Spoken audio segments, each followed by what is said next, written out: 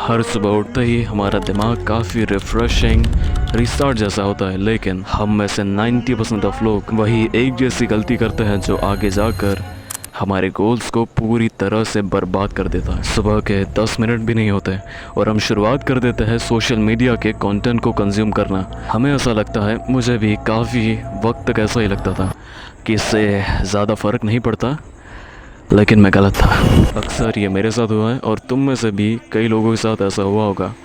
रात में सोने से पहले हम अपने आप से कहते हैं कि कल वो शुरुआत ज़रूर होगी जिसकी हमें ज़रूरत है, और दूसरे दिन एक सी चीज़ें दोबारा होती है।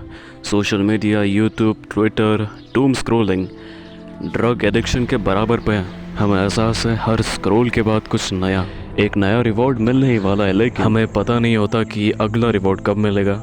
इसलिए हमारा दिमाग स्क्रॉल करता जाता है और जो हमने अपने आप से कहे थे बस 10-15 मिनट, वो कब 1.5 घंटे में बदल जाते हैं एहसास तक नहीं होता। रिसर्च के हिसाब से जब हम एक चीज़ से दूसरी चीज़ पर बार बार स्विच करते हैं तो पिछली चीज़ का वो हिस्सा हमारे दिमाग में एक्टिव रहता है। इसे अटेंशन रेजिड्यू कहते हैं। मान लो सबसे पहले व्हाट्सएप चैट्स, थोड़ी देर बाद गेम, थोड़ी देर बाद इंस्टाग्राम रील्स। कहा जाए तो वही काफ़ी है ध्यान भटकाने के लिए। हर एक रील एक नया रास्ता, एक नया लूप ओपन कर दिया। भले ही हम अपने आप से कहते हैं कि बस 30 मिनट तो रील देखी, लेकिन उन 30 मिनटों में हमने 300 से ज़्यादा रील देखी।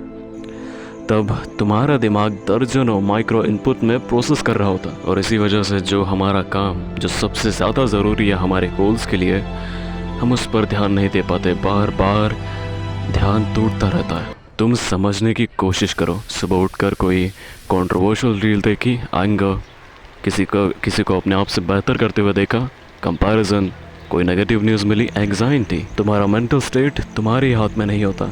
वो एल्गोरिदम तुम्हें एक कठपुतली की तरह चलाता है और वो सालों से यही करता आ रहा है। कुछ बेचारे एवरेज लोगों को इस बात का एहसास तक नहीं है। किसी को हो जाता है, लेकिन तब तक काफ़ी वक्त बीत चुका होता है। हालात और ज़्यादा ख़राब हो सकते हैं, चीज़ें और ज़्यादा उलझ सकती है, लेकिन इसका मतलब ये तो नहीं कि हम इससे बाहर नहीं निकल सकते। करना क्या चाहिए, मैं तुम्हें बहुत आसान भाषा में समझाता हूँ। मेरी अगली वीडियो का इंतज़ार।